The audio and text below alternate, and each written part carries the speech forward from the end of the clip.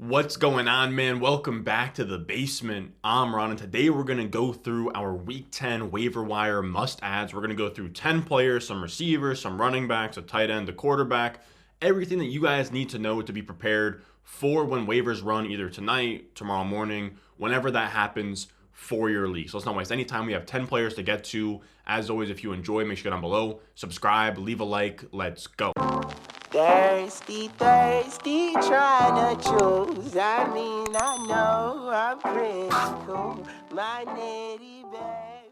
Now, before we get into our first must-add for Week 10, make sure you check out patreon.com/Ron Stewart. Every single Tuesday, I drop an article where I go through every single waiver wire ad, like 10 to 15 players deep at each position, and I go through exactly how much fab I'm bidding on those players. I kind of use this video to just sort of group up a bunch of players that I like, and then tomorrow I kind of refine it and go through and give you guys some blurbs on each of those players, how much fab I would bid on them, just to make sure that you guys are out there dominating your waiver wire.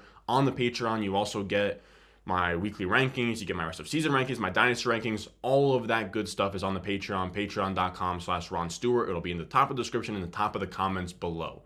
Now, our first ad here is going to be Jeff Wilson. Now, I know I usually do like priority ads and then normal ads, but I gotta be honest, this week is kind of dead. So I'm just gonna group everybody as just normal ads this week. But Jeff Wilson here instantly plugged right into Mike McDaniel's offense with 12 opportunities and 49% of the snaps. He outsnapped, outtouched, and outproduced Raheem Mostert to the tune of 16.2 PPR points, which is pretty wild. Now, it makes sense because Raheem Mostert and Chase Edmonds, the running backs that Mike McDaniel was working with before, were two like sub 205-pound backs that are, better used in space, better used in the passing game. He needed somebody that was going to be between the tackles, 210, 215-pound running back that can just sort of grind out tough yardage. And that's what Jeff Wilson is, and I think that that's a nice role to have on this Dolphins offense, which is pretty much a top 5 scoring offense at worst in the NFL. It's not a massive upside play here, right? Jeff Wilson isn't going to win leagues necessarily as like a top 12 running back, but he's somebody that you can sort of slot in as your RB2 and hero RB builds and probably be fine. Now, after that, we have Chuba Hubbard, and it's pretty clear the Panthers have a role wide open for Chuba Hubbard. It's not like Chuba Hubbard played amazing. It's not like D'Onta Foreman got hurt, but in this game on Sunday, D'Onta Foreman only played 21 of about 50 total snaps here due to a trailing game script, right? The Panthers beat the Buccaneers, the Panthers hang tough with the Falcons, and then they just get their doors blown off by the Bengals this week. That's probably what we're going to see moving forward. Maybe not as bad, but they're going to trailing games. They're going to be playing catch-up. They're going to be playing from behind, which means that they need a pass-catching running back. And it's clear they don't trust D'Onta Foreman in passing situations. They had Raheem Blackshear out there. They had Spencer Brown out there in the third down, 2-minute drill area. And I think that's where Hubbard's going to come in and thrive. And I think you could sort of slot him in for like 50% plus of the snaps as soon as he's back and healthy. Right now, the word is that he should be back by week 10 at the earliest, week 11 at the latest. And as a team, again, that should trail a ton. Chuba Hubbard is sort of like Jeff Wilson in the fact that he is going to be a nice, PPR floor option for those hero RB teams in that RB2 spot. Next, we have Isiah Pacheco, who outsnapped CEH 22-16 on Sunday Night Football. Now, I will say, Jerick McKinnon stole the show, right? He had 62 snaps, but this was a really weird game script. They came in here as 12-point favorites at home, and they dropped back 78 times. Or Mahomes dropped back 78 times. The next highest amount of dropbacks that Mahomes has had in a game this year was 48. So he dropped back 30 more times than his next highest dropback game, which is crazy. It pretty much just came down to the fact that all of their running backs had like under 1.5 yards per carry, and they just abandoned the run game. I think in more normal game scripts against like softer defensive lines, the Titans have a great defensive line with Jeffrey Simmons up front. I think in lighter matchups, they'll be able to, sort of shift things towards Pacheco here. And again, Pacheco outsnap Clyde Edwards-Helaire 22-16. There's a clear shift towards Pacheco here, and he's not going to be amazing because the Chiefs don't really need to rely on the running game, but it wouldn't shock me at all if the same way that CH started the year hot and was like a top 5 running back from weeks 1 through 4, it wouldn't shock me if Pacheco had a stretch like that, from weeks like 13 to 17 in the playoffs. It wouldn't shock me if he got hot at some point. And when we look at the Chiefs' upcoming schedule right now, they have 6 of their 9 remaining opponents have losing records with 3 or fewer wins. That was a stat from Nathan Jonke in his top takeaway article he does every week for all the matchups. Really good stat. There should be some positive game scripts here. There should be some Isiah Pacheco, not blow up spots, but, Pacheco favorable type spots in the near future. Next, we have Kyren Williams, and this Rams backfield has just been an absolute mess, and Kyren Williams is due back in the next week or so. You had this week where Darrell Henderson was the only effective running back, but it's sort of weird because McVay put him in a different role this game. Henderson has been the passing down back through the first 7 or 8 weeks. This week, he was the early down grinder and didn't really play on third down or in the 2-minute drill, which is sort of a more natural fit for him and probably the best spot for him to be at. But what that meant is that Malcolm Brown played 14 of 15 third down snaps, and I wouldn't even really consider Malcolm Brown like a satellite back or pass catching running back. It's clear that McVay is working with a really tough running back room that's not really fitting what he wants to do.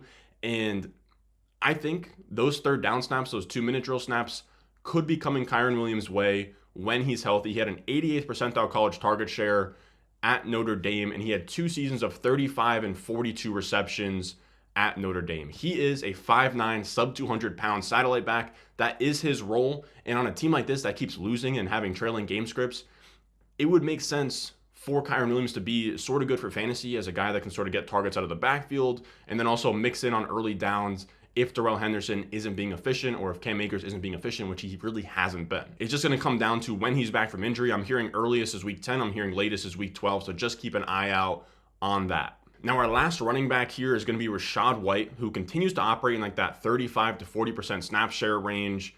He mixed in on early downs. He mixed in the 2-minute drill. On third downs, he's being used everywhere. He's carving out a standalone role, and he is a mustache handcuff because if anything was to happen to Leonard Fournette, who has never finished an entire season without missing games due to injury, Rachaad White would be a top 15 running back in this offense, in this role. I still don't see how he's not rostered in every single league. I think that he's available in over 60, 70, 75% of leagues.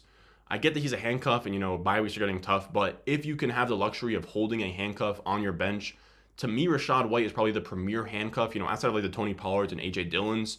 I think Rachaad White, I'd probably put him ahead of Alexander Mattison at this point as the premier contingency play in fantasy. Now, moving on to wide receiver, we have Mecole Hardman, who's quietly having a resurgence here.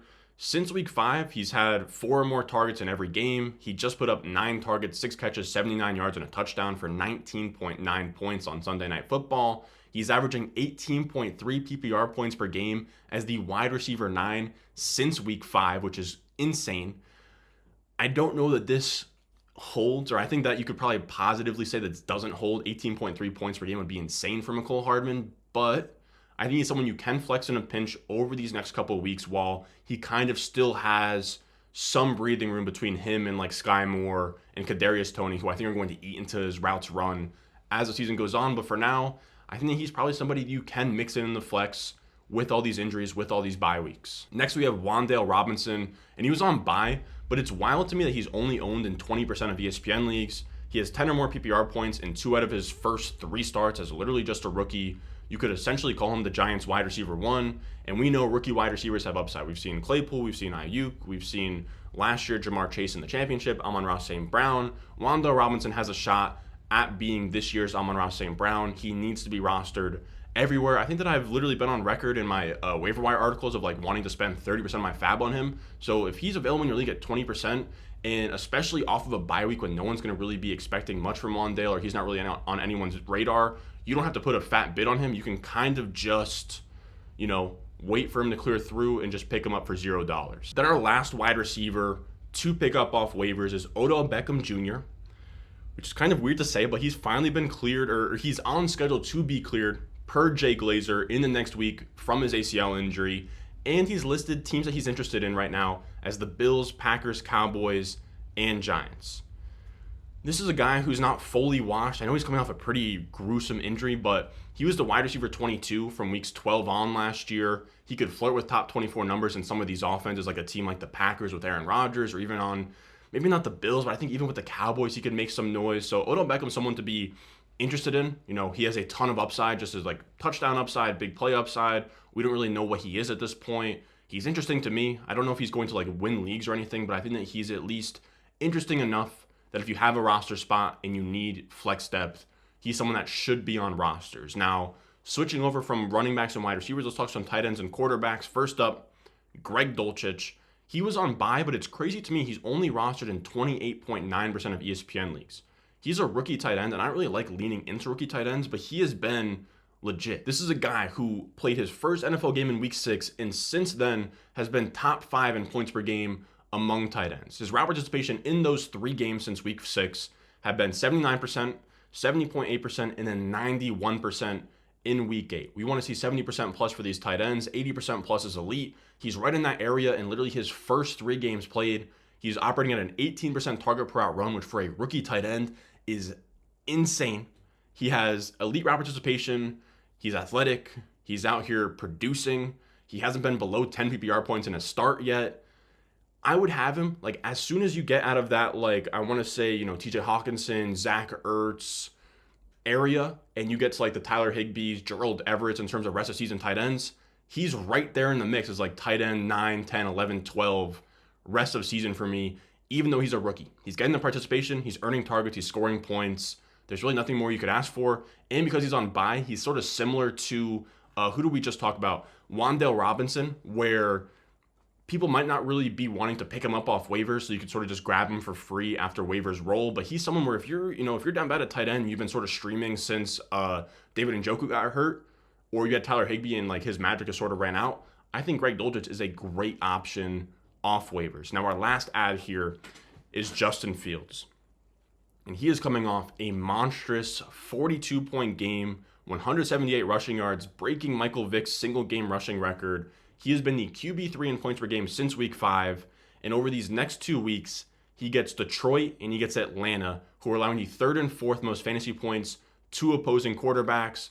Josh Allen is hurt with his elbow thing. Quarterback is so up in the air right now that, like, Justin Fields, you can make a case, might be like a top 5 quarterback rest of season. And I never am that guy. Quarterback and tight end, I don't like to spend up big for on waivers, but I think if there was ever a time to bid 10%, 15%, 20% on a quarterback, I think it would be Justin Fields. The rushing upside is too crazy. If you have, let's say Josh Allen misses time, or, you draft like a Matt Stafford or a Russ Wilson, and you really haven't been able to find quarterback production, if you want to go out there and spend up on Justin Fields, I don't really think you would be wrong to do so. Now, that is going to be it for today. If you're curious how much I'll be bidding on each of these players, I'll be coming out with that later on today in my Fab article I drop every single Tuesday on the Patreon, patreon.com/Ron Stewart. I'm going to go through, tell you exactly how much Fab I'm bidding on each player, some stats from, the last few games for each player, and ranking them, 1 through 10 to 15 for each position to get you guys ready to crush your waivers. Then you have my rest of season rankings, my weekly rankings, dynasty rankings, all of that good stuff on patreon.com. It'll be at the top of the description, top of the comments below. But as always, if you can't contribute there, likes, subscribe, comments go a long way. As always, thank you for watching. I appreciate all of you guys, and I will see you in the next one. I got the juice, I got the juice. 10-0, Chatham's on. Foolies glad I'm home. Even my haters kinda glad I'm on. Rest in peace to my vagabond. Rapper, song, singer, suspended, subpoena from Mr. Me.